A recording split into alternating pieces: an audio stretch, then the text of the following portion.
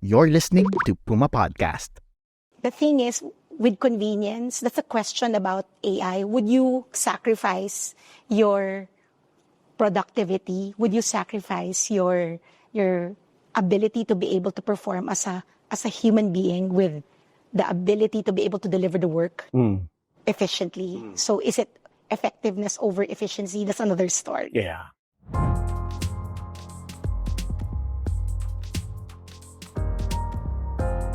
I'm Roby Alampay, Puma Podcast. Welcome for joining us here in this wonderful offices of Microsoft Philippines.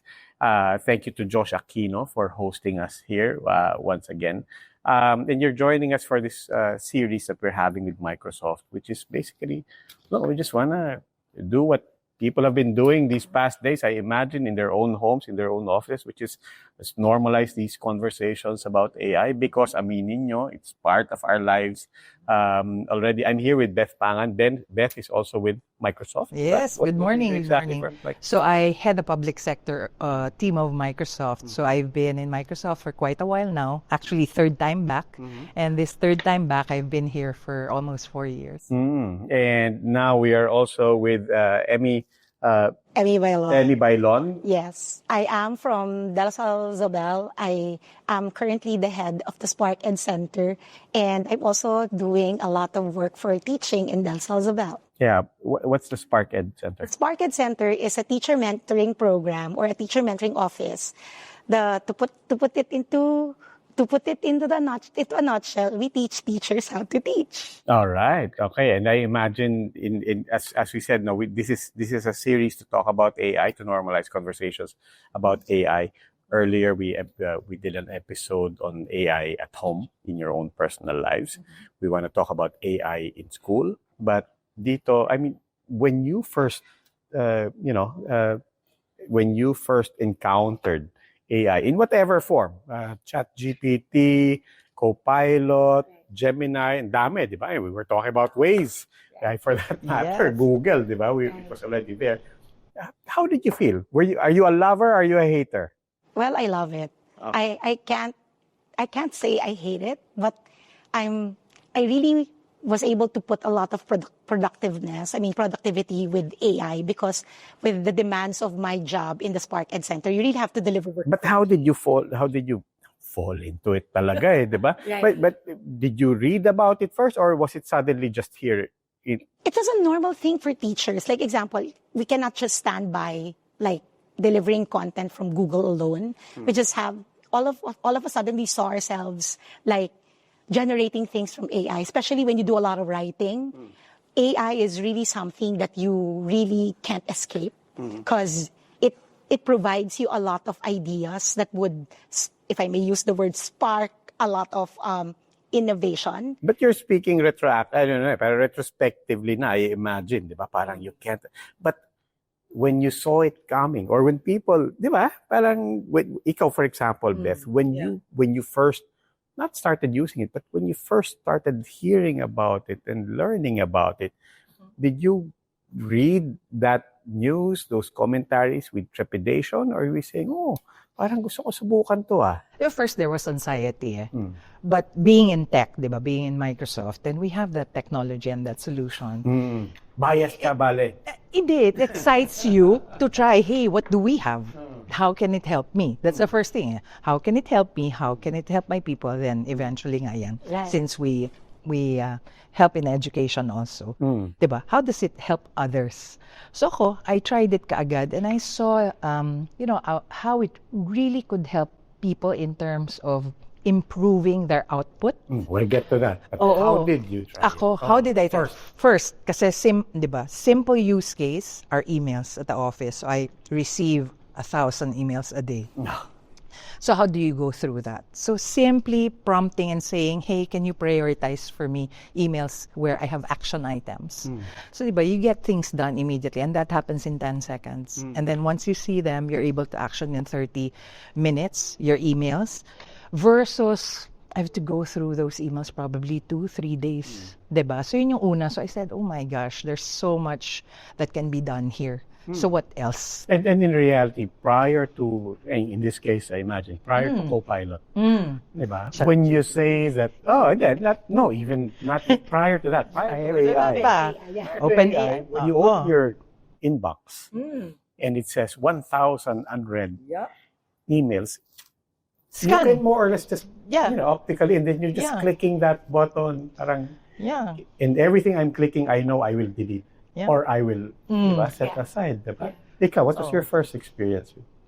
Grammarly. Like, I like it when you write emails, you're saying the right words, you're saying it in the right tone, you're saying it in the right perspective. So when this came in, I was so happy that, because normally people would say when I write, you are too wordy.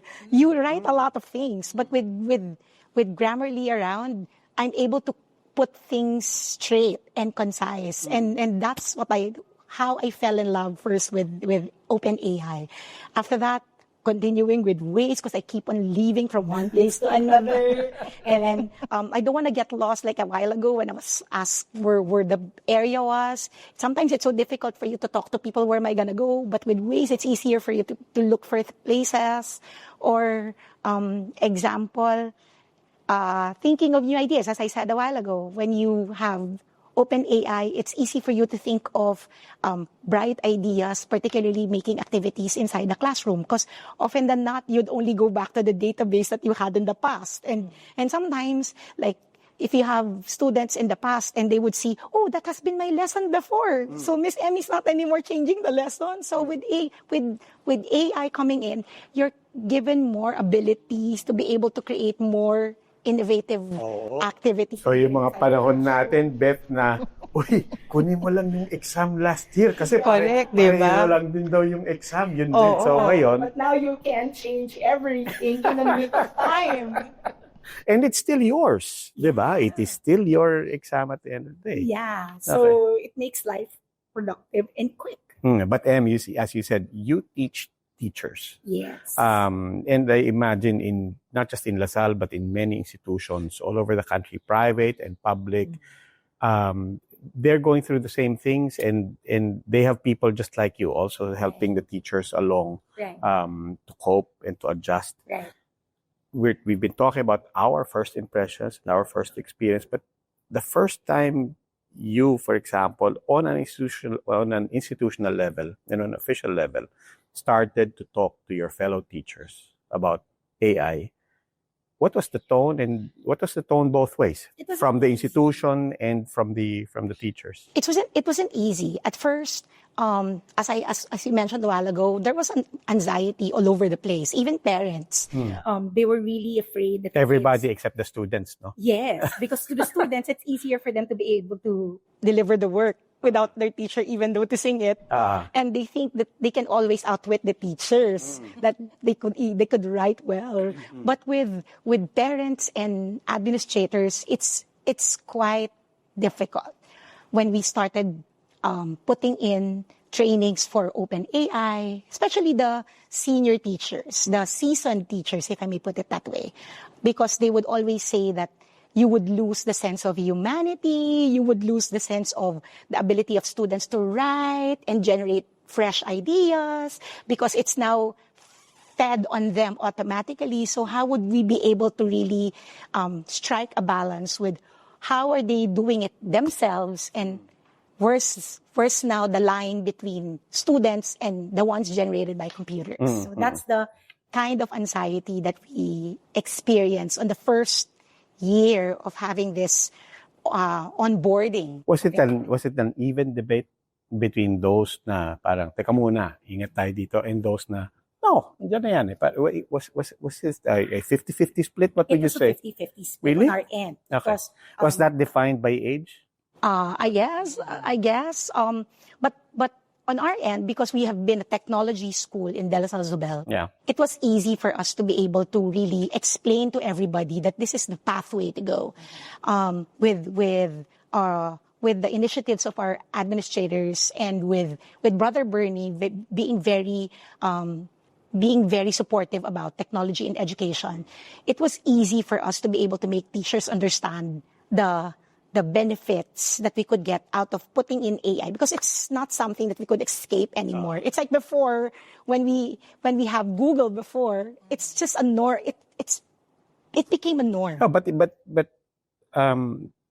I take it that when the institution naman was leading this conversation, the institution had already decided Yes. that you're just leaning into this. This is not, kumbaga, this was not a consultation or should we do this or not. There was also consultation on our end, because it's important also that we amplify the voices of the people implementing the design with AI. Which is the teachers. Right. So it's really important that we onboard the teachers first, so that they have a clear understanding of how are they going to implement it inside. Yes, but that's what I mean. You consult them. Yes, let's air our concerns.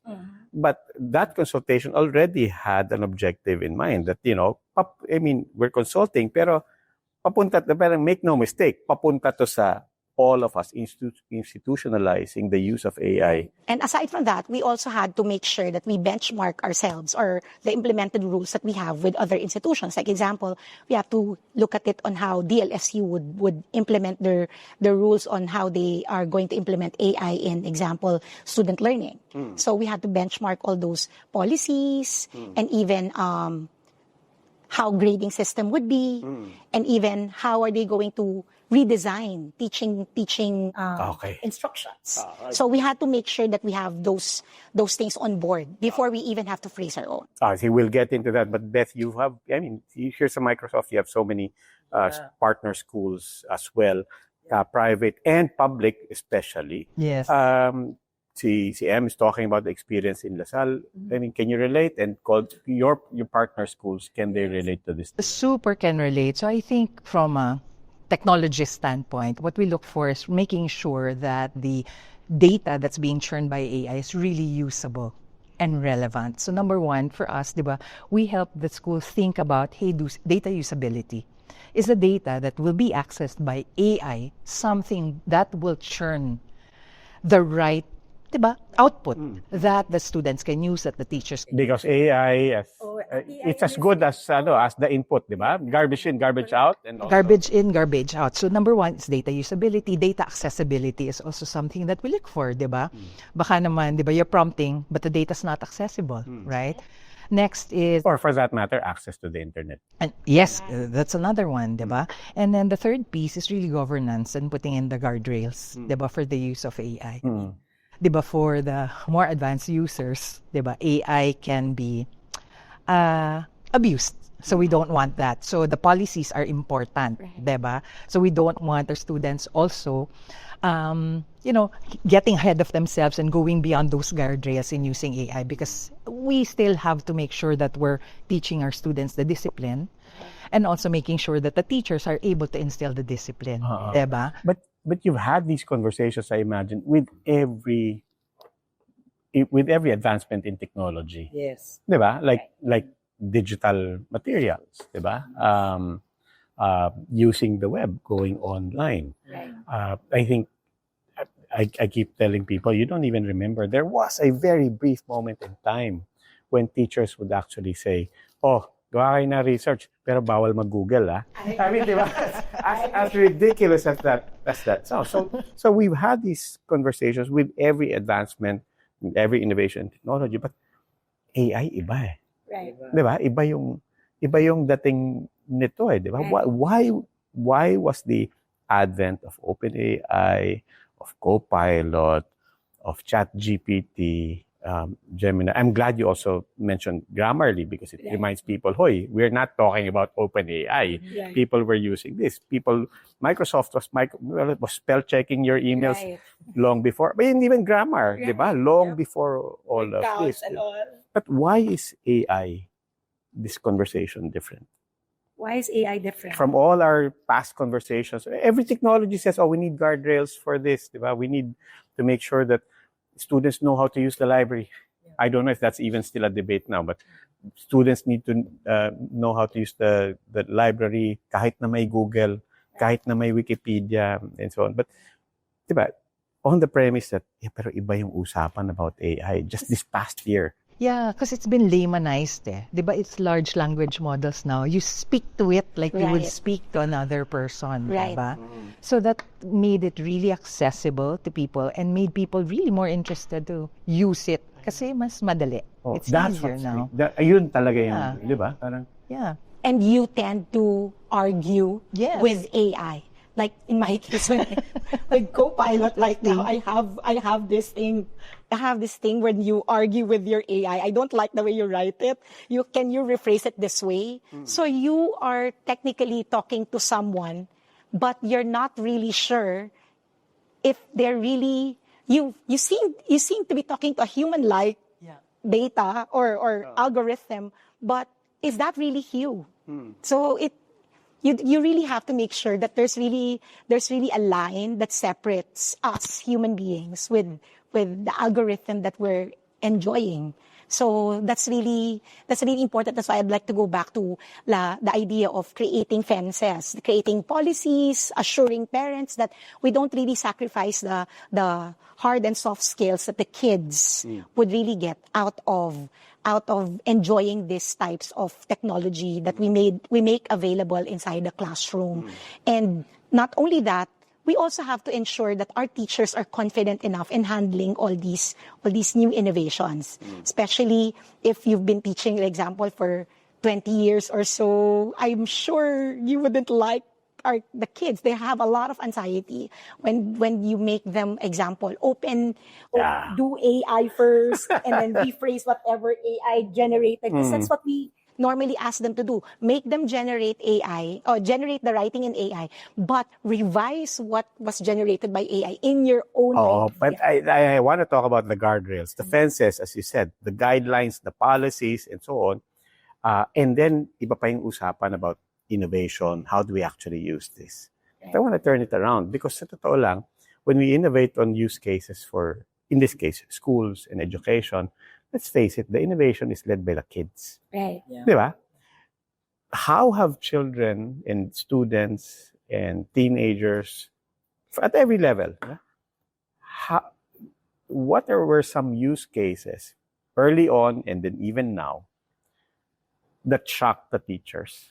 Like in our case, we have this thing called, we're implementing a new curriculum, which is what we call an integrated challenge-based learning. So when we do the integrated challenge-based learning, we allow students to do design thinking. So when we make them do design thinking, in the ideation stage, that's when a lot of AI usage would be seen. And when you make them use AI, the ideas that they generate are really out of this world. No, but I'm not talking about just the ideas. No, and I want to get, I'm saying, let me rephrase my last question. We want to talk about fences and guardrails, and we want to talk about innovation.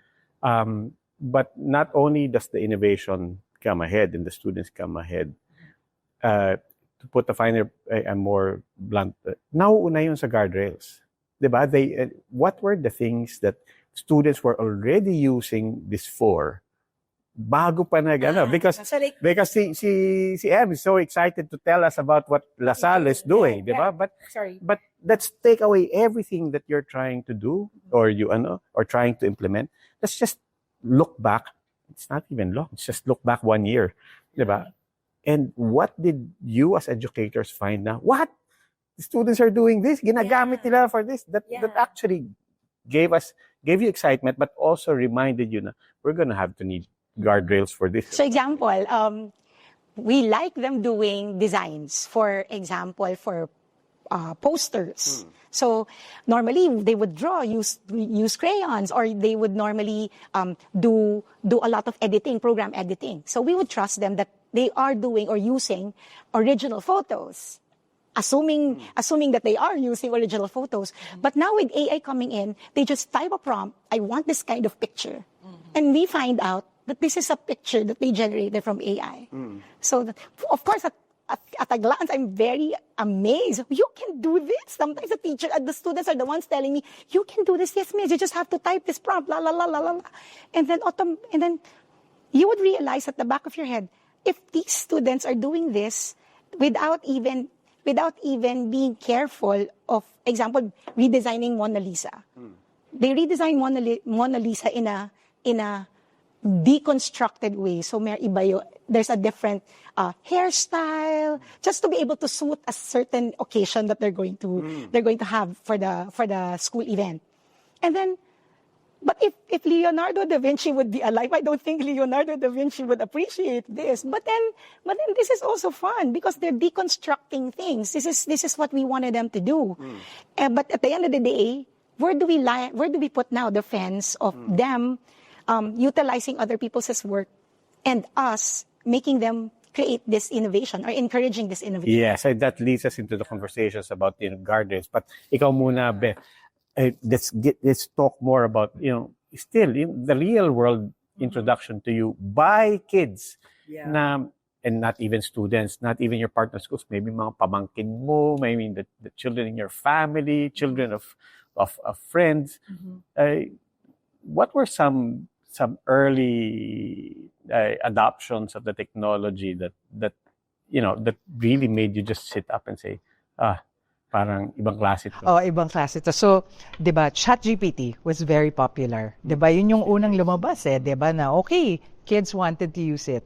So, I come from a family who has entertainers, 'di ba?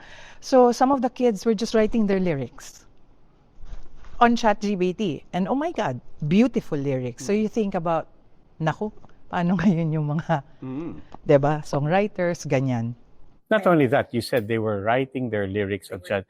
Was there a part of you that says, "Uy, ang galing nung nagawa niya," or was there a part of you? Yeah, but was there a part of you that's thinking na, "Oh, wait a minute, hindi pala siya nagsulat niyan."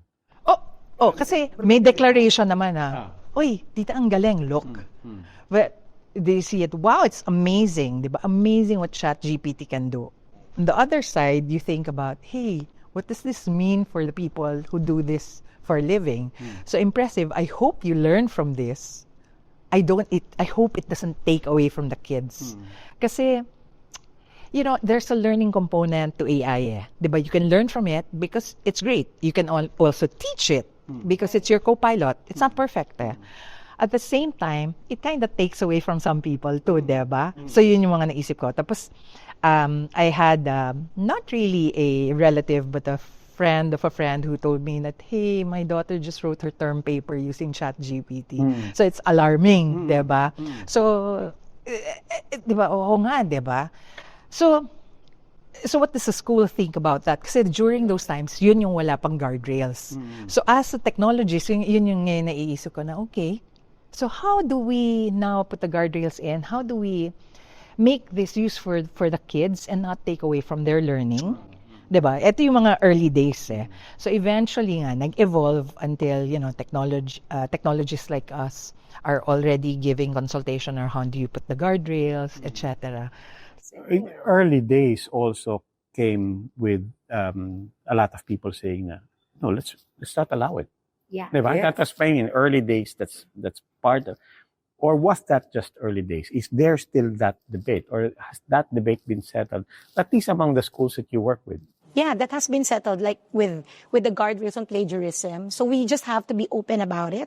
You just have to declare that you got this example, certain portion of your work from, let's say, an internet source. Yeah, but it's been settled. You mean Yes. there's no banning this? Yes. You proceed from the end that we're not going to ban. Because even schools would prescribe a certain way of citing.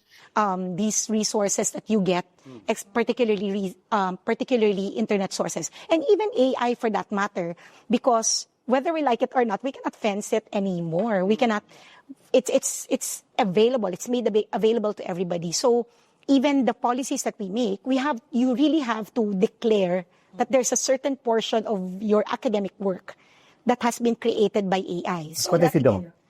There's going to be a consequence for it. That's why in the beginning of the year, when we phrase our example or our student handbook, it's already articulated there. Our academic policies would always articulate that if there's a need for you to be able, or if you were able to utilize a certain part of your work with AI coming in, you have to declare it. So AI as a term is explicitly in the updated handbook of LaSalle now. Yes. Okay. Then that's become practice, as far as you can tell throughout. I mean, all Well, private I'm only school speaking for LaSalle, Zobel. the system. But with The one I know is DLSU. Definitely, DLSU is putting it into the pipeline that is really being used now in the university.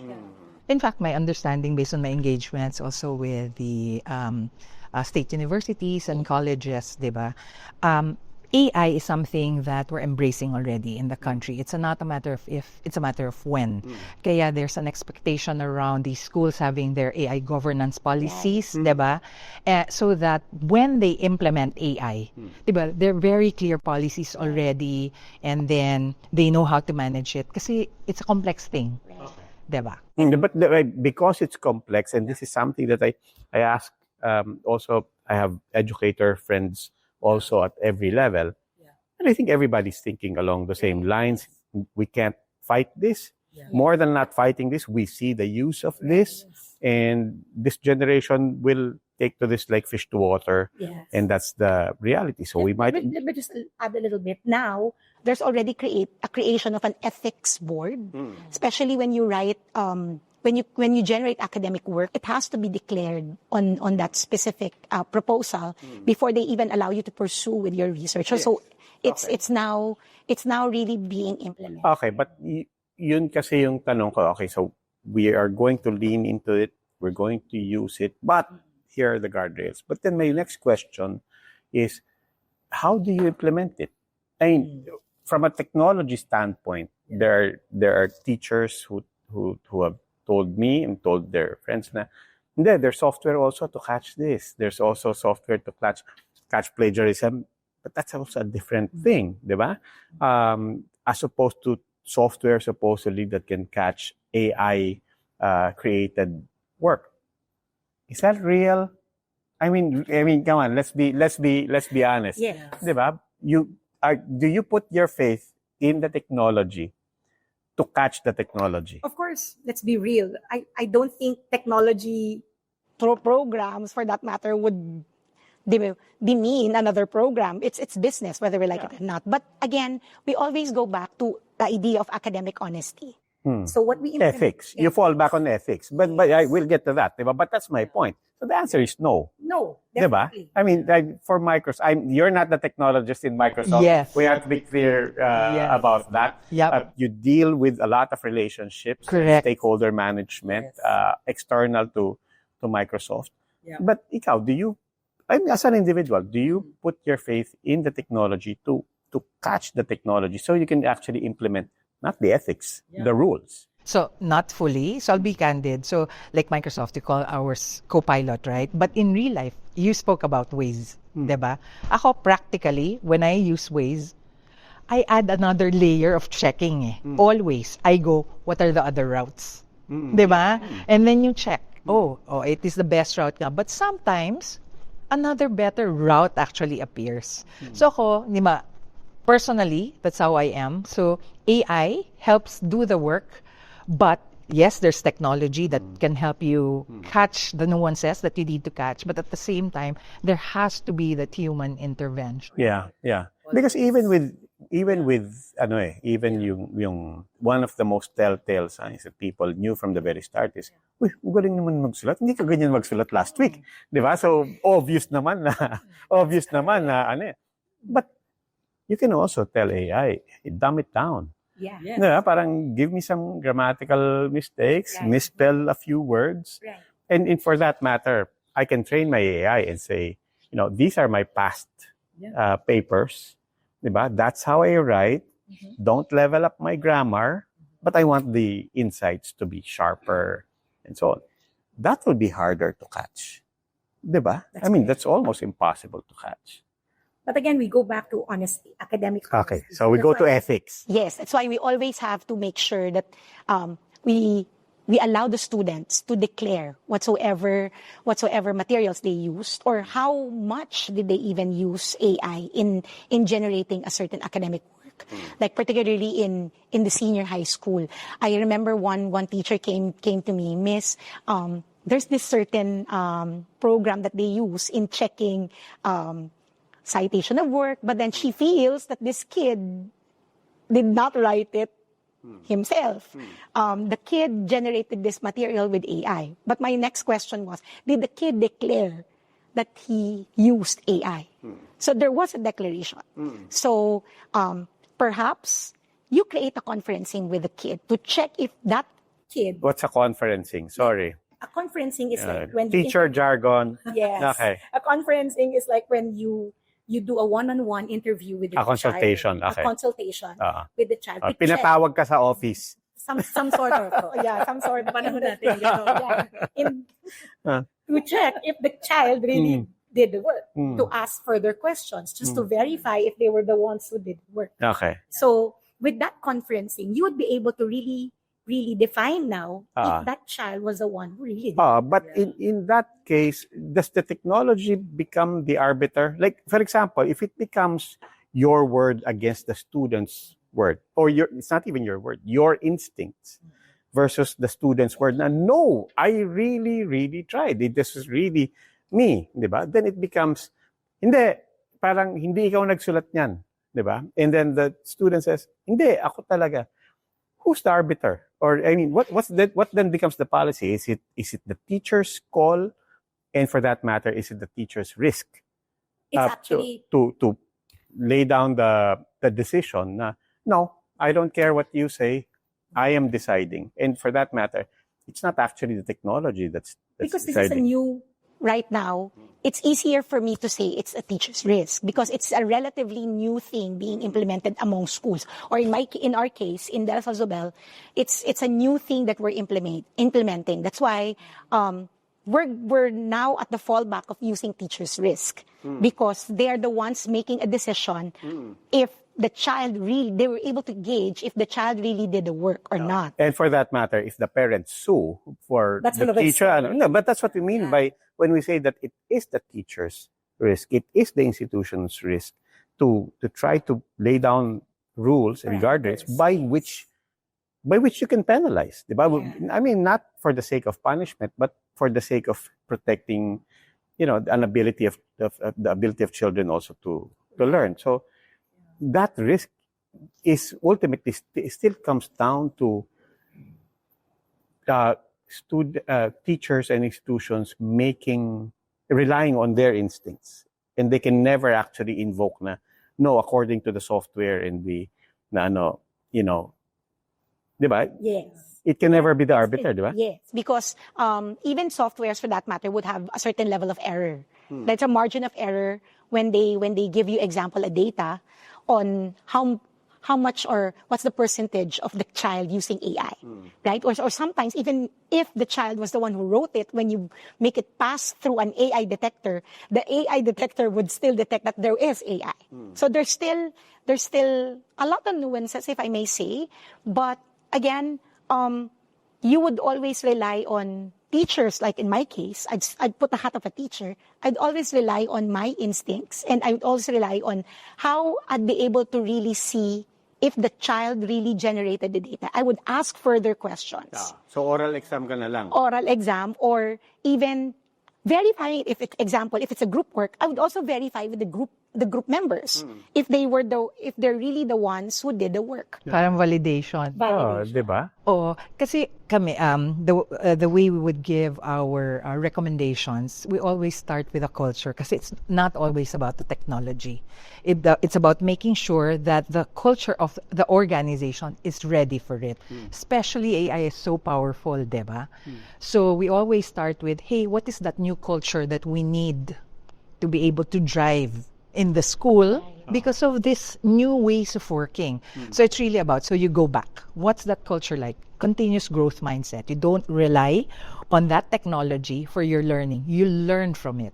It becomes your co-pilot next. It's a culture of ethics, right?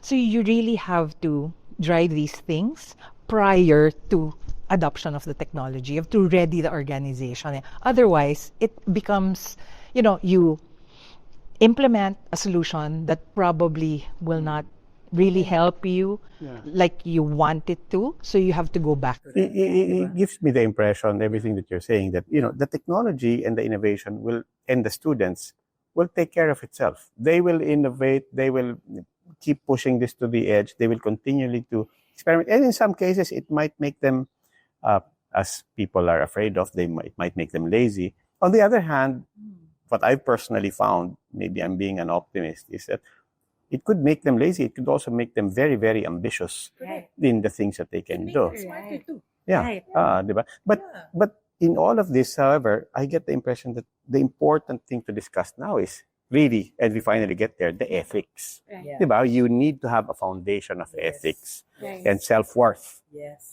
before anything else. So how do you teach ethics now? In the learning ethics, the growth mindset ethics, how do you teach that now?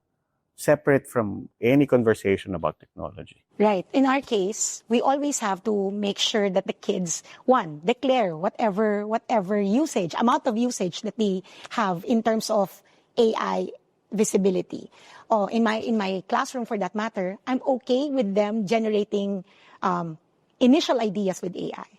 But at the end of the, let's say, design thinking process, after ideating, they need to improve that based on, example, anchoring it with human experience. So when we, example, I would like you to observe, let's say, your barangay. Is this going to be implemented? If we're going to implement it in your own community, would this be possible? So the students will know how to prompt the technology. Yes. But you have to know how to prompt the students. Yes. So it's really important. That's why, in my case, it's really important that we prepare also our teachers to be able to really know the proper way of prompting their students to be able to really elicit the right ideas in the usage of AI. And then eventually they'll be able to see, oh, I think it's not applicable to us. Maybe we can change it a little bit. Now they're integrating their own experience, their human experience on improving the work. Yeah, but you're talking about ethics guardrails as people already use it. I'm asking about how do we teach kindergartners? Like I said, set all the technology aside, but aware that they're going to be taking on the technology in a year or two. How do we teach, this sense of ethics na, this is why you should be honest, this is why you should be transparent. You're going to use a lot of powerful tools, but this is why you need to be mindful of your own development. Yeah, my opinion is now there should be focus on more character building, diba? Enablement and education. I mean, take this point, Japan. Diba? In the early days of schooling, they don't start with math, science, etc. They start with character building. I think that's something that we should think about. Diba? Good manners, ethics, diba? Growth mindset. Or in our case in Zobel, we have this curriculum called the play curriculum. So we really teach them how to understand classroom ideas through playing. So, because kids love playing, so we make them understand like real life concepts. By example, the last time I visited the preschool, they were learning about phases of matter, but they were playing with bubbles. So now, Okay. So when I entered, they were like telling me, oh, I want, that my teacher is still teaching me about phases of matter. So when I blow the bubble, it's now gas. But when you pop it, what do you think would be the phase of matter? So now, by integrating human experiences, by integrating play, we'd be able to at least make students understand that there is really learning while playing.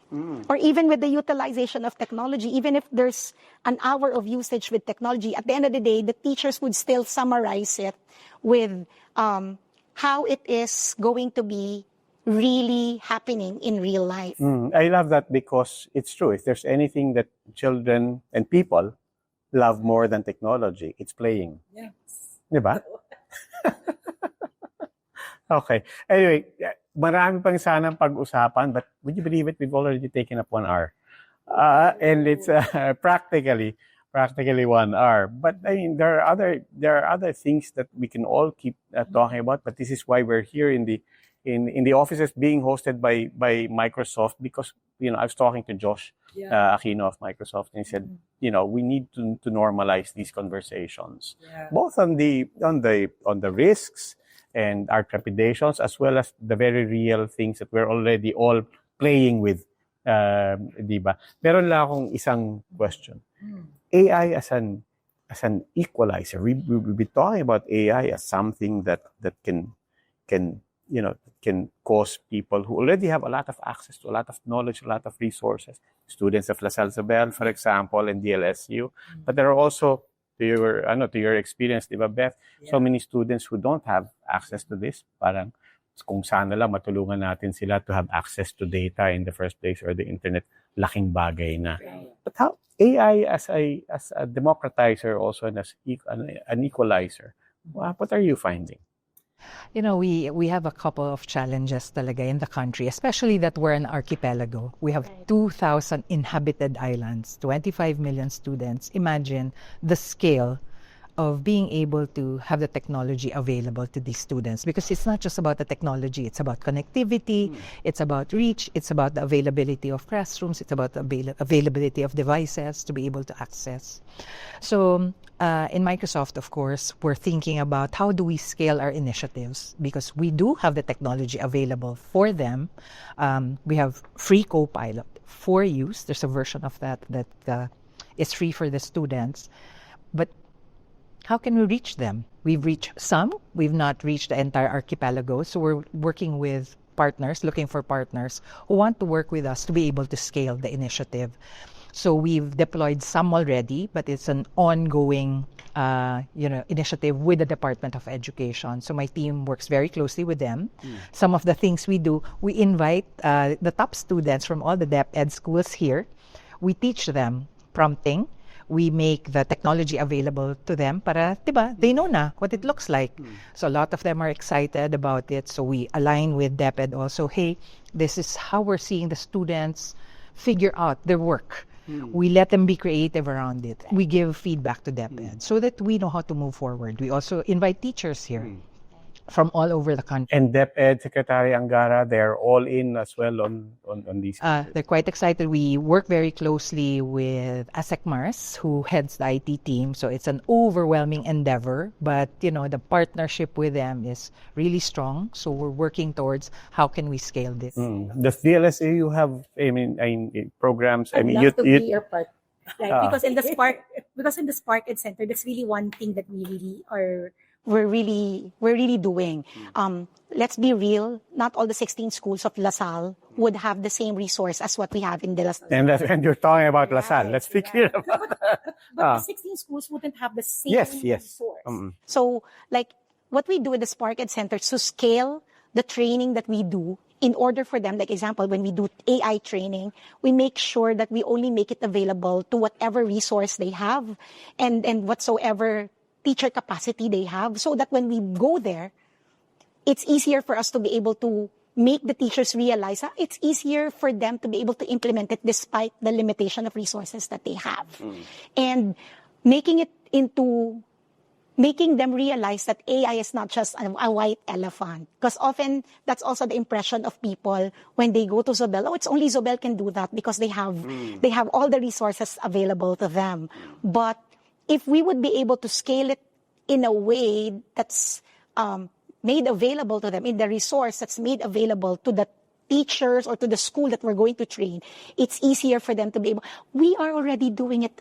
They would be able to realize that they're already doing it. And it's easier for them to really scale it in a manner that would be applicable to their reality. So that's what we do in the Spark Ed Center. At the same time, we also don't push it hard. While AI is already available, we push it in a manner that's going to be palatable to teachers. That some of them, as what was mentioned a while ago, they're anxious about AI being too strongly pushed in the curriculum and all. But if we teach them, this is how you prompt, this is how you're going to be able to really integrate it correctly in instruction, in assessment, or even in teaching, learning for that, in generation of materials, then it's easier for them to really embrace AI in curriculum. Emmy Bailon of LaSalle and Beth Pangan of Microsoft joining me here to hopefully bitin kayo sa usapan because kahit ako dami pang tanong, but our objective here is really just to say that, look, we're not the only ones having this conversation. We're sure you're having this conversation with all your colleagues, your friends, your family, your kids, your parents. Let's normalize these conversations about AI. This is the whole point why Microsoft is partnering with us in Puma Podcast.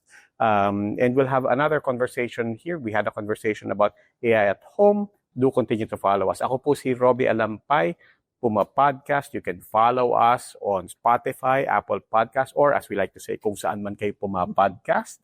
And we're also on YouTube. Please do subscribe and follow us wherever we put out our content. Until then, maraming salamat po for joining us.